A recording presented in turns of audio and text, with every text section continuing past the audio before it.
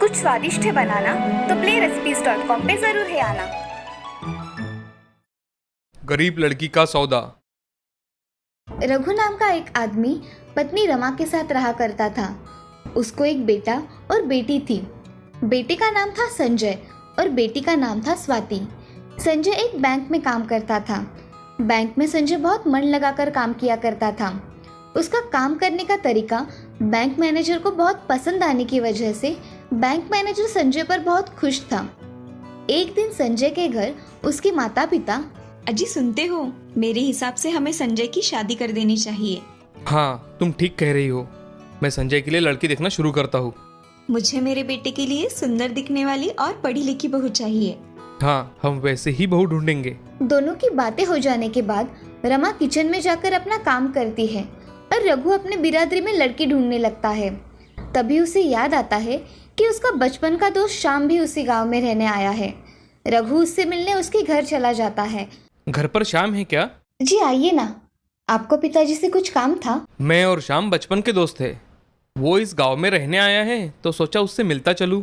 आइए ना, बैठिए, मैं पिताजी को बुला कर लाती हूँ। हाँ, श्याम की लड़की तो बहुत सुंदर है और संस्कारी भी। मुझे श्याम से शादी के बारे में बात करनी चाहिए।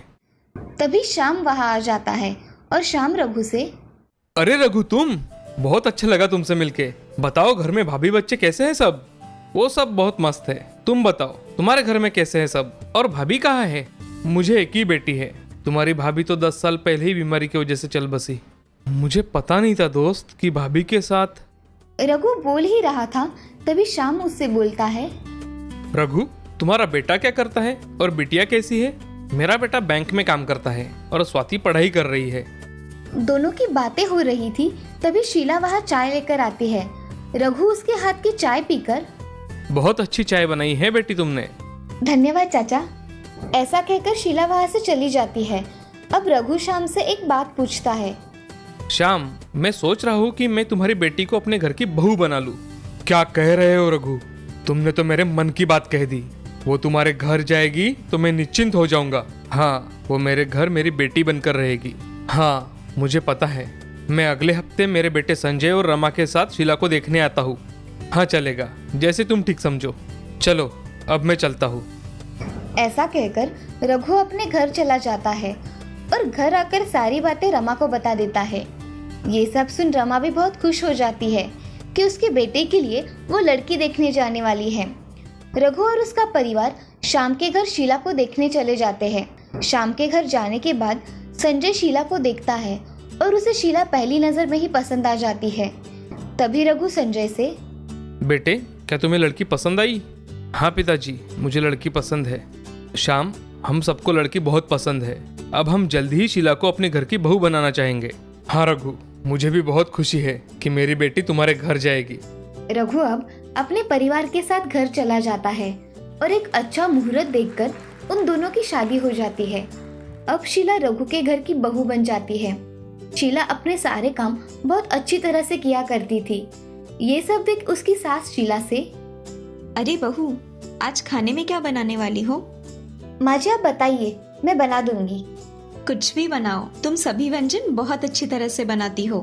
माँ जी मैं करेले की सब्जी बना देती हूँ। हाँ चलेगा। ऐसा कहकर रमा पूजा करने मंदिर में चली जाती है और शीला अपना किचन का काम करती है। तभी स्वाति शीला के पास आती है। भाभी, मुझे कुछ पैसे चाहिए थे, क्या आप मुझे दोगी? माँ घर पर नहीं है ना, इसीलिए। कितने चाहिए तुम्हें? मैं तुम्हें दूंगी। मुझे 500 रुपए चाहिए। ये लो 500 रुपए। और किस लिए चाहिए ये तो बताया ही नहीं। वो कॉलेज में कुछ काम है। अच्छा ठीक है। स्वाति वहां से चली जाती है। अब शीला अपना काम हो जाने के बाद टीवी लगाकर बैठ जाती है। थोड़ी देर में सास वहां आ जाती है और, बहू चलो, जल्दी खाना परोसो, बहुत जोरों से भूख लगी है। हाँ माँ जी, चलिए। ऐसा कहकर शीला और रमा खाना खा लेते हैं। अब कुछ दिन बीत जाने के बाद शीला संजय से, अरे सुनते हो, आप पिताजी बनने वाले हो। सच में शीला, मैं आज बहुत खुश हूँ। चलो एक खुश खबर सबको बताते हैं। हाँ, संजय घर में सबको बता देता है कि वो बाप बनने वाला है। घर में सभी शीला का बहुत अच्छी तरह से ध्यान रखा करते थे। कुछ दिनों बाद संजय को एक बहुत सुंदर नन्ही बच्ची हुई। ये सब देखकर सभी बहुत खुश हुए, मगर रमा शीला से, बहू, इस बार लड़की हुई, अच्छा हुआ, मगर अगली बार लड़का होना चाहिए। हमें इस घर का वारिस चाहिए, समझी? जी माँ जी। ऐसे ही दिन निकल जाते हैं। अब शीला की बच्ची 1.5 साल की हो गई थी। तभी शीला फिर से गर्भवती हो जाती है। अब संजय के साथ साथ उसकी माँ भी बेटे की आस लगाकर बैठी थी। हमें इस बार बेटा चाहिए, नहीं हुआ तो हम ये बच्चा गिरा देंगे। नहीं जी, ये हमारा बच्चा है, जो भी होगा हमारा ही तो है ना। हाँ, मगर मुझे बेटा चाहिए, हम इस बार चेक करेंगे। शीला कुछ न कहकर चुपचाप खड़ी रहती है। थोड़े दिनों में शीला को 3 महीने पूरे हो जाते हैं। तभी उसके सोनोग्राफी में संजय डॉक्टर को बोलता है, इस बार डॉक्टर साहब हमें लड़का होगा या लड़की? हम ऐसे नहीं बता सकते, ये कानूनन गुनाह है। संजय उस डॉक्टर को थोड़े पैसे देकर बताने के लिए बोलता है। तभी डॉक्टर साहब बोलते हैं, आपको इस बार बेटी होने वाली है। संजय को अब बहुत गुस्सा आ जाता है। उसका गुस्सा 7वें आसमान पर था और संजय डॉक्टर से, डॉक्टर साहब, इसका ऑपरेशन करवा दीजिए, हमें ये बच्चा नहीं चाहिए।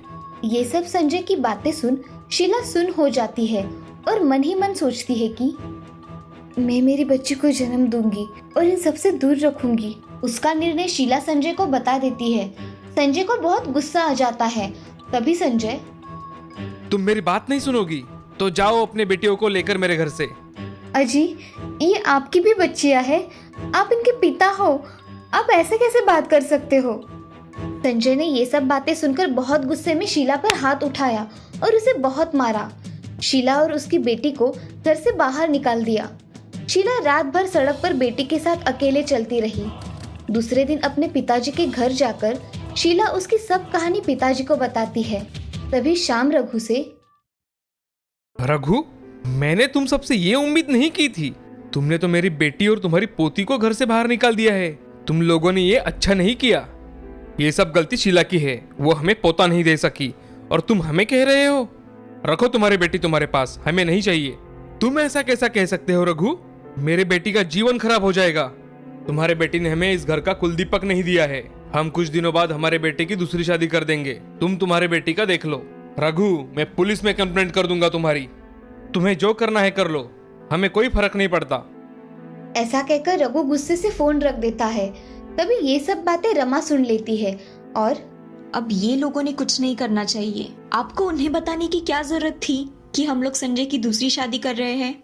उनसे डरने की कोई जरूरत नहीं है। चलो हम संजय के लिए लड़की ढूंढते हैं। हाँ चलो। उधर श्याम अपनी बेटी के साथ बात करता है। बेटी, तुम्हारे ससुराल वाले सुनने के लिए तैयार ही नहीं है। वो संजय की दूसरी शादी करना चाहते हैं। क्या पिताजी, संजय दूसरी शादी कर रहे हैं? मेरा और मेरी बेटियों का क्या होगा? मुझे लगता है हमें पुलिस में कंप्लेंट करनी चाहिए। शीला बहुत सोचकर बोलती है, ठीक है पिताजी, हम पुलिस के पास जाएंगे। मैं मेरी बेटियों के साथ कोई अन्याय नहीं होने दे सकती। हाँ बेटा, हम ऐसा ही करेंगे। चलो हम पुलिस स्टेशन जाते हैं अभी। शीला अपने बच्ची को लेकर पुलिस स्टेशन चली जाती है और अपनी कंप्लेंट लिखवा देती है। तभी पुलिस उसके ससुराल वालों के खिलाफ कंप्लेंट लिखवाते हैं। पुलिस शीला के ससुराल चले जाते हैं। तभी रघु पुलिस वालों से, क्या हुआ है इंस्पेक्टर साहब? आपके खिलाफ आपके बहू ने कंप्लेंट दर्ज करवाई है। आप सबको थाने चलना होगा। हमने क्या किया है साहब? तभी वहाँ संजय आ जाता है। संजय पुलिस वालों से, सर, वो शीला बहुत झूठ बोलती है। वो हमें बहुत परेशान करती है। हमने उसे कुछ नहीं किया। पुलिस ने उसके एक कान के नीचे लगा दी। तभी, हम सच कह रहे हैं सर। पहले पुलिस स्टेशन चलो, बाद में जो बोलना है बोलो। पुलिस संजय और उसके घर वालों को लेकर पुलिस स्टेशन में चले जाते हैं। वहां जाने के बाद संजय, रघु और रमा बहुत घबरा गए थे। संजय को एक थप्पड़ लगते ही संजय ने सब सच उगल दिया। संजय और उसके घर वालों को सजा हुई और शीला को कानूनी तौर पर संजय से नुकसान भरपाई मिली और बच्चियों के लिए उसको हर महीने खर्चा भी देना पड़ा। बाद में शीला कभी भी संजय के साथ नहीं रही, मगर उसने अपनी बेटियों को न्याय दिलवाया और उनकी अच्छी तरह से परवरिश कर रही थी। इस कहानी से हमें ये सीख मिलती है कि बेटा और बेटी में कभी भी भेद नहीं करना चाहिए। बेटा और बेटी समान हैं, उनको समाज में समान सम्मान मिलना चाहिए और हमेशा अच्छा बर्ताव करना चाहिए। ये कहानी है एक गरीब मजदूर आदमी भुवन की, जो अपने पूरे परिवार को लेके काम की तलाश में शहर आया था। उसका पूरा परिवार मेहनत मजदूरी करके अपने दिन गुजारता था। वो हर रोज मेहनत करके कमाने वाले लोगों में से एक था। जब तक वो रास्तों पर उतरकर कुछ ना कुछ काम न करे तब तक उसे खाना नहीं मिलता था। बड़ी मुश्किल से उन्हें खाना मिलता और उनके दिन कटते थे। दिन भर मेहनत मजदूरी करके वो फुटपाथ पर बनाई हुई झुग्गी में सो जाता था। ऐसे ही एक दिन जब वो काम पर निकल रहा था तो उसे पूरी सड़क सुनसान दिखाई दी। रास्तों पर कोई गाड़ियां भी नहीं दिखाई दी और दूर दूर तक कोई आदमी भी नहीं नजर आया। फिर भुवन थोड़ा आगे जाकर देखता है तब पीछे से जोर से एक डंडा उसके ऊपर पड़ता है। वो घबराकर झट से पीछे देखता है तो उसे दिखता है कि एक पुलिस वाला उसे डंडे मार रहा है। अरे साहब रुको साहब, साहब क्यों मार रहे हो साहब? ए पागल, कहाँ घूम रहा है? चल भाग यहाँ से।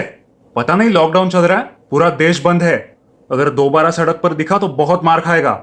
लेकिन साहब ये लॉकडाउन होता क्या है साहब, और ये सब कुछ बंद क्यों है? अरे पागल, कौन सी दुनिया में है तू? यहाँ कोरोना नाम की महामारी आई है, महामारी। अगर घर से बाहर निकलेगा तो इस बीमारी का शिकार होके मर जाएगा। चल भाग यहाँ से। पता नहीं कहाँ कहाँ से आ जाते पागल। ये कह के उसने एक और डंडा उसके पीठ पर मारा। वो बेचारा घबराता हुआ दौड़ता हुआ अपने परिवार के पास चला गया। फिर उसके परिवार वालों ने पूछा तो उसने बताया कि कोई महामारी आई है जिसकी वजह से देश बंद है और सड़कों पर भी नहीं जा सकते।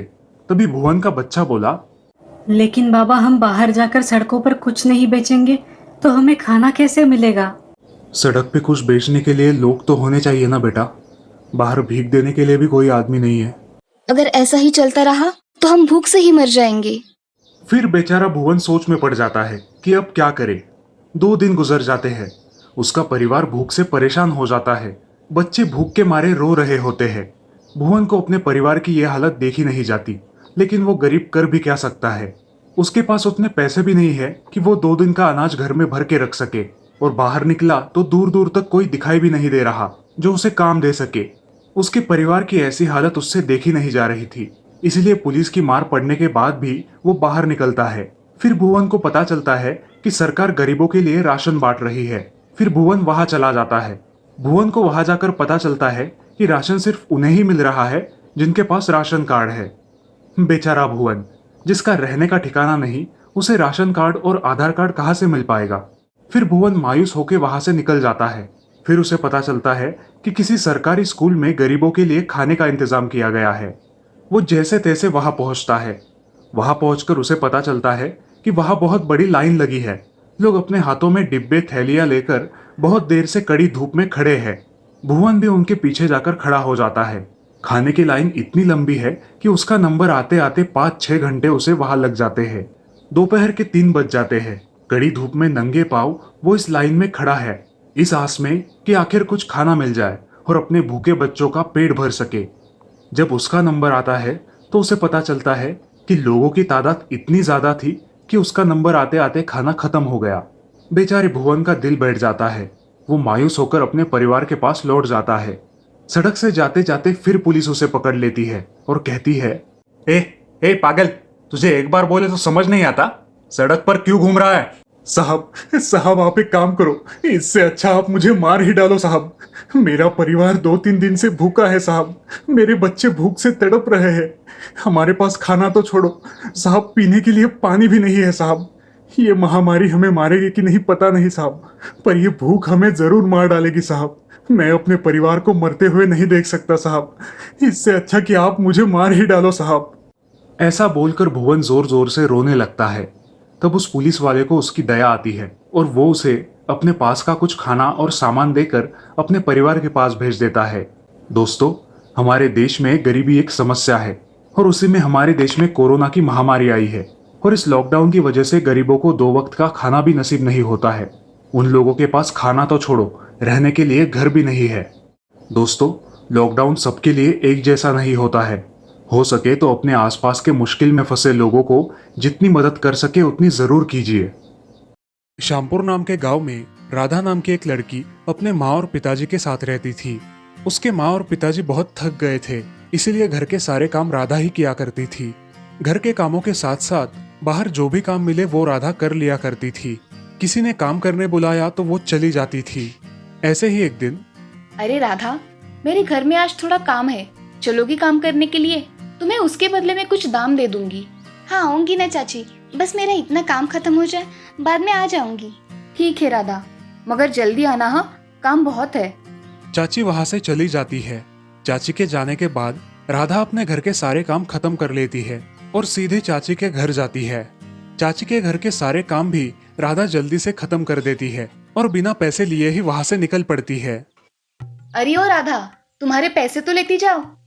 हाँ हाँ चाची, लेकर जाऊंगी। कहाँ भागे जा रहे हैं? दे देना बाद में।